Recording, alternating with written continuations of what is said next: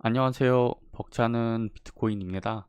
오늘은 비트코인과 게임 이론 시리즈의 마지막 3편입니다. 불가피한 전환이라고 부제를 붙였고요. 여기까지 내용이 잘 와닿으셨는지 모르겠습니다. 이해를 하셨더라도 여전히 의문이 있을 수 있어요. 그러니까 비트코인 스탠다드가 우월하다고 내가 이해는 했다. 근데 지금 이 시스템이 이렇게 뿌리 깊게 들어와 있는데 왜 국가와 기관들이 비트코인 스탠다드로 넘어가느냐, 그런 요인이 어디 있느냐, 이렇게 의문을 가지실 수 있습니다. 일단 먼저 한 줄 요약으로 반박을 해드리자면 어차피 비트코인은 막을 수가 없어서 먼저 포용하면 승자가 되고요. 그리고 남들보다 빨리 포용하면 당연히 더 큰 승자가 됩니다.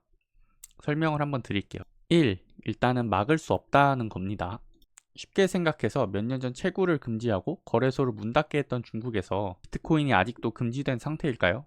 아닙니다. 그러니까 대한민국에서 비트코인이 금지될 수도 있잖아, 이렇게 생각하시는 분들은 대한민국이 감히 중국보다 더 심한 검열과 국민 억압에 성공할 것이라고 생각하시는 분들입니다. 중국 가서 사시면 되고, 비트코인은 공부하시면 공부하실수록 아실 수 있는 게 의도적으로 느리고 단순하게 설계됐습니다.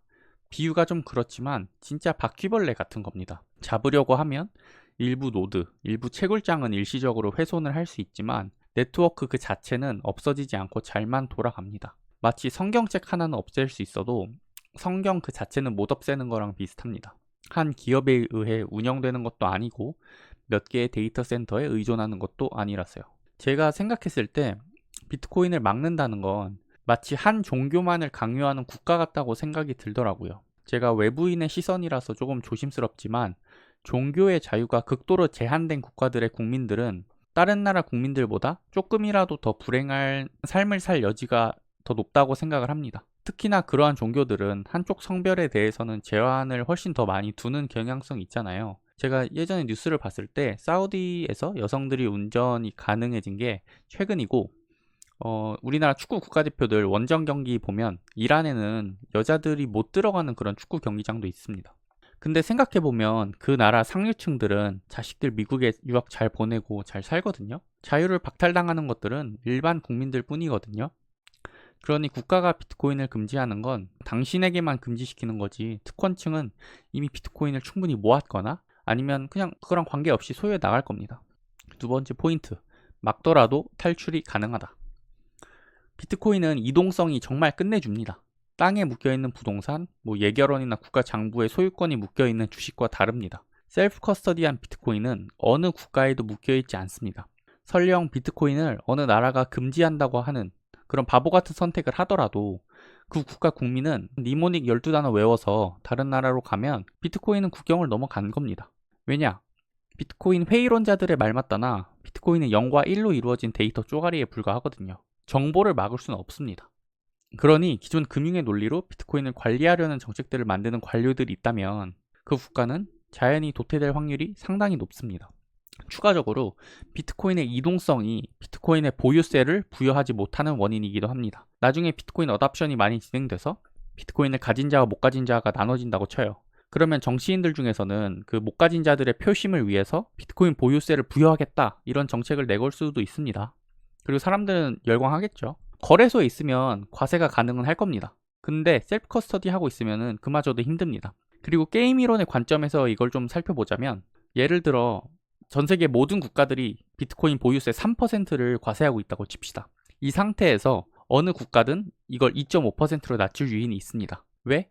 낮추면 비트코인의 우호적인 환경을 조성해서 비트코인이 우리나라로 쏠리게 되거든요. 그리고 이동성이 좋으니까 그 쏠리는 속도도 상당히 빠릅니다. 다른 나라도 보고 있을 수 없으니 다 2.5%로 낮추게 되고, 이 논리적 사고를 반복하다 보면 2.5에서 2.0 쭉쭉 가다가 0에 수렴을 하게 되는 거죠. 이런 게 게임 이론에서 배우는 사고 방식이고, 비트코인을 금지하겠다고 말하는 첫 국가는 제대로 본보기가 될 겁니다. 세 번째 포인트는 비트코인은 그냥 애초에 좋은 겁니다. 모든 걸 다 떠나서 비트코인은 모든 경제 주체에게 필수적입니다.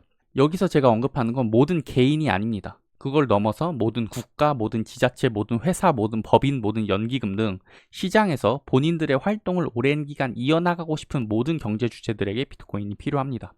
왜? 거듭 얘기합니다. 비트코인은 궁극의 가치 저장 수단이고 더 나아가 진짜 돈이기 때문입니다. 스티브 잡스가 이런 말을 한 적이 있습니다. 사람들은 직접 보여주기 전까지는 본인들이 무엇을 원하는지 모른다. 저는 아무리 생각해도 비트코인은 원함, 원트의 영역을 넘어서 필요함, 니드의 영역에 있는 더 좋은 것이거든요. 항상 타락했던 중앙화된 돈의 역사, 부분 지급 준비 제도 등을 공부해보면 비트코인이라는 해답에 더 빨리 가까워질 수 있습니다. 물론 아직 많은 사람들은 깨닫지 못한 게 사실입니다. 그러나 나중에는 직접 먼저 깨닫지 못한 자들에게도 비트코인이 멱살을 잡고 깨닫게 해줄 겁니다.